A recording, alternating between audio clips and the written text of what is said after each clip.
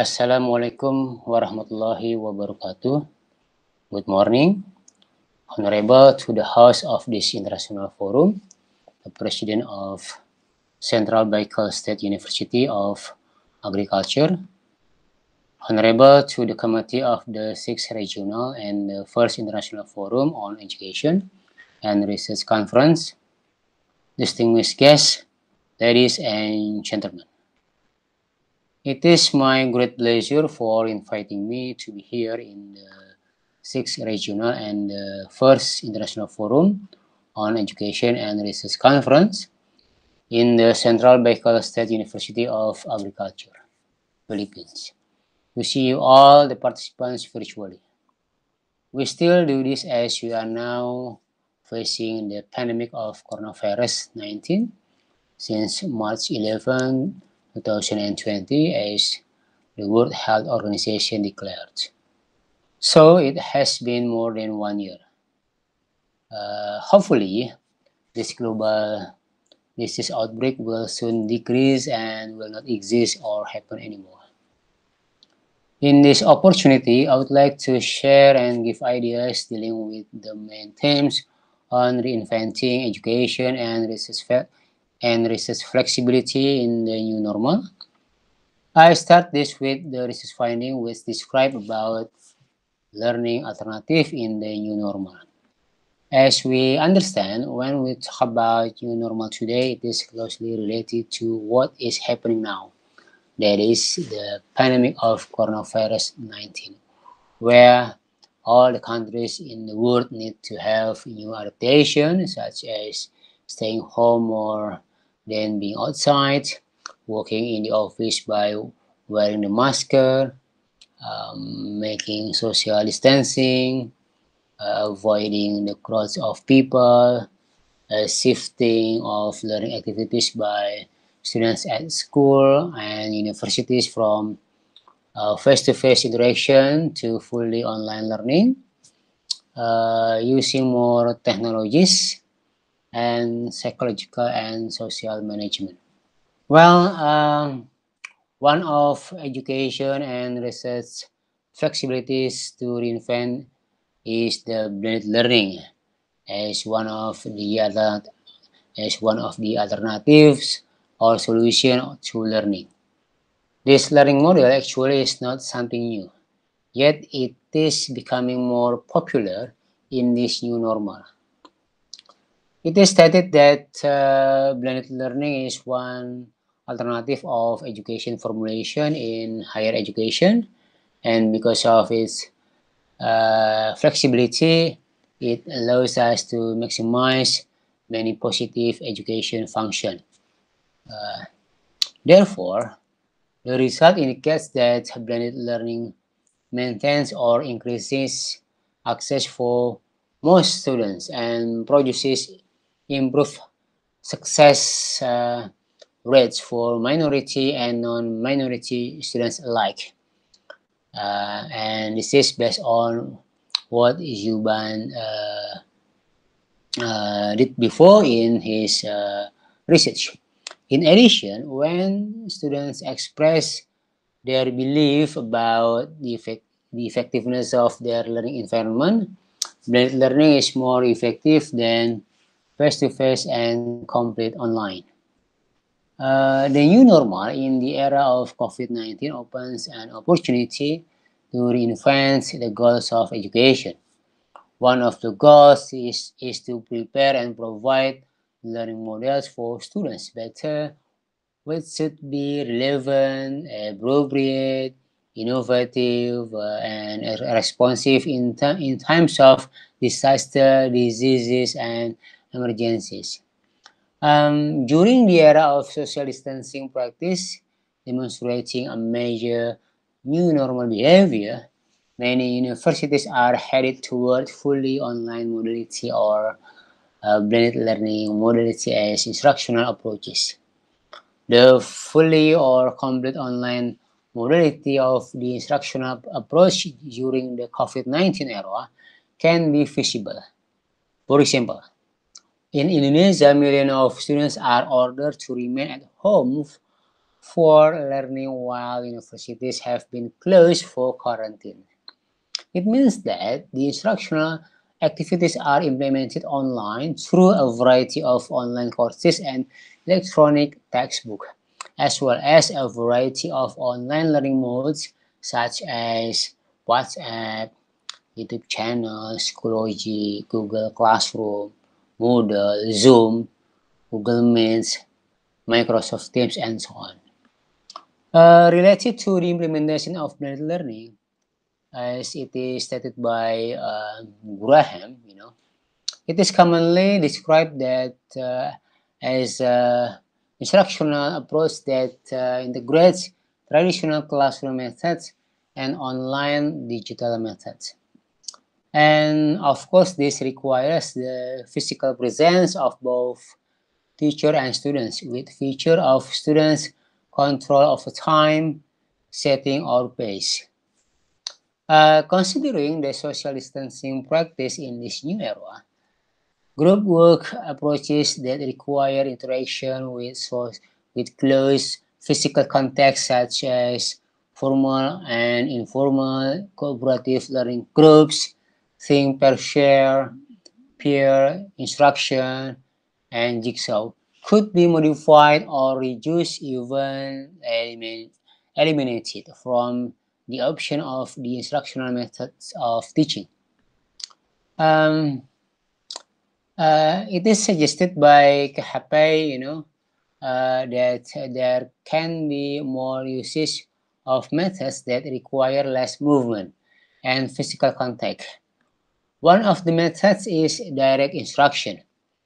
It is an instructional approach that is planned, sequenced, and managed by the teachers. The implementation of the instruction to students is attained mainly through strategies like lecturing or demonstration. Therefore, the COVID-19 global outbreak is evidently redefining the approaches to instructional implementation. Now we move to what we call the flexibility in running education and research in the new normal. The massive and sudden shift to adapt and implement online learning has caused the overwork and stress among the teaching faculty. The teachers need to reimagine modes of curriculum planning, development of e-content, online assessment and reporting, which may have been developed without proper and good planning and preparation. To achieve more focused learning outcomes and develop effective e-learning methods, teachers should be provided with professional autonomy and trusted with their judgment. One might argue that online learning may offer advantages or benefits for individuals who are unable to attend a traditional full-time face-to-face university due to personal or financial problems. In addition, the flexibility of asynchronous online learning may provide wider access, and even within traditional higher education institution, hybrid or blended learning models could help improve the quality of face-to-face teaching by moving content delivery online and focusing in-person session on active learning. Uh, and then based on what Rashid adds, he said that relying on and adapting to e-learning during a global pandemic could lead to a shift in adopting more online elements in the teaching by the teachers. However, has many practical problems and limitations in terms of availability of digital technologies for education. There is a wide digital inequality that exists in society. One cannot assume that all students, as well as teachers, would have access to internet connectivity and associated powerful devices outside of their university to be able to communicate. Based on the Based on the importance of online learning in higher education, including the problems faced by students and teachers, the research institution and university needs to carefully design and implement the research management guidelines that obey with social distancing protocols and ensure very few students density on campus while doing the research activity. The research area that require physical laboratories may need to rethink their working models and carefully plan and prioritize their experience. The university will have to invest more in health and safety measures and infrastructure on their campuses to ensure the safety of students and staff, which may add to the financial strain on the university. There are no best practices for universities and higher educational institutions to mimic and announce models to follow.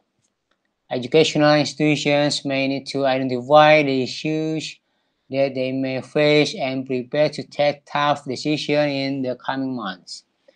The university communities will need to reflect on their educational vision and mission to ensure that the student learning outcomes and standards of educational quality are not compromised. Okay, the next one I would like to tell you dealing with how Daniel offers a kind of guidance to teachers and institutional heads who must manage the educational consequences in the new normal. The first one is the preparation that system could make. This could be done by asking the students to bring or to take home the books needed for their own learning at home. Besides, having some training on ICT to teacher staff. The second one is the needs of students at different levels and stages. Dealing with this global outbreak, the TVET, or what we call the technical and vocational education and training, is one special program which is needed as a key role in economic recovery. The third one is reassurance to students and parents, where institutions and educational systems must make special effort to help those students whose parents are unsupportive and whose home environment are not conducive to study, by updating the students and parents with frequent communication on the problem and situation faced together. The fourth one is the simple approaches to online learning by using asynchronous learning. Asynchronous working gives teachers flexibility in preparing learning materials and enables students to juggle the demands of home and study. Asynchronous learning works best in digital formats. Teachers do not need to deliver material at a fixed time. Alright. Next one is the curriculum, where teachers need to focus on two things. That is, to continue to orient students' learning to classroom curriculum and the assessment or examination for which they were preparing. And the second one is to maintain students' interest in learning by giving them various assignments. Another one is the assessment. In this case, institutions implementing distance learning often start the process of course construction by designing the student assessment that will be part of it. And then the last one is the after COVID-19. Although institutions normally teach face-to-face on campuses, the expansion of online learning will further accelerate, and higher education will organize themselves more systematically to pursue the aspect of technology-based learning that they have found most useful. All right, the last one that I would like to share is dealing with the online learning in Indonesian context. Indonesia has been running the online learning in terms of distance learning program for primary school teacher education program initiated by the Ministry of National Education since 2010 and implemented by at least 23 state and private universities, including University of Muhammadiyah Professor Burhamka or Uhamka. The learning activities use LMS, Learning Management System, and video conference, which were held by the university. As issued a rule of Minister of Education and Culture number 24 in 2012 on the implementation of distance learning in university, more universities develop learning management system or LMS using Moodle platform to facilitate the students and lecturers learning activities.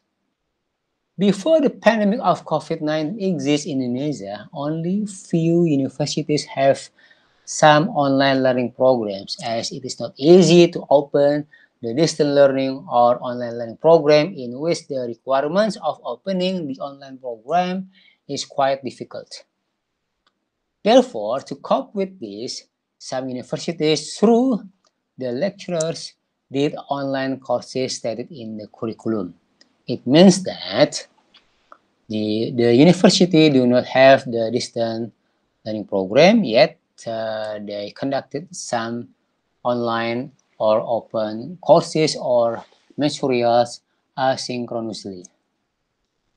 Meanwhile, during the pandemic, it is such a sudden and massive fully online learning as all the students and lecturers all over the world face this phenomenon and run the online learning with their own limitation or weaknesses of using ICT tools. Despite the limitation, it is then becoming great challenges for the lecturers to manage online classes better. At first, they deliver their learning activities by any modes of online learning, from simple ones to more complicated devices. Of course, depending on the lecturer skills of ICT tools. Also, in the beginning, they found some obstacles or problems implementing of interactive learning activities such as the data package owned by the students and also the bad signals. The government of Indonesia, through the Ministry of Education and Culture, has issued circulars and regulation on online learning. As the online learning has been done for months, and this will influence the quality of teaching and learning process, in which more students feel so bored, and tired of doing many tasks or assignments. Then the General Directorate of Higher Education, based on the joint decree of four ministers, namely from the Minister of Education and Culture, Minister of Religion, Minister of Health, and Minister of Internal Affairs. Issued one regulation stated that the teaching and learning at university could be implemented by hybrid learning, which combine face-to-face interaction and online learning by applying the strict health protocols since January 2020. However, it has not still been implemented as the cases of COVID-19 pandemic increases. At present now, more people, mainly the lecturers, have been vaccinated. And this, of course, gives good news for the students to be again at campus for offline learning, at least in July or September 2021, the university will be opened. Even though the online learning is started, it does not mean that the online learning is no longer used. In fact, online learning could measure the capacity and the competitiveness of one university where the use of ICT tools in education is a must for lecturers and students. Ladies and gentlemen, I think this is what I could share from a simple presentation. I believe that reinventing the flexibility in education and research in the new normal is very important for a better and qualified as well as competitive instructional approaches. The teachers, the researchers, and institutional heads need to do. Thank you very much for your attention. Assalamualaikum warahmatullahi wabarakatuh. Good morning, everyone.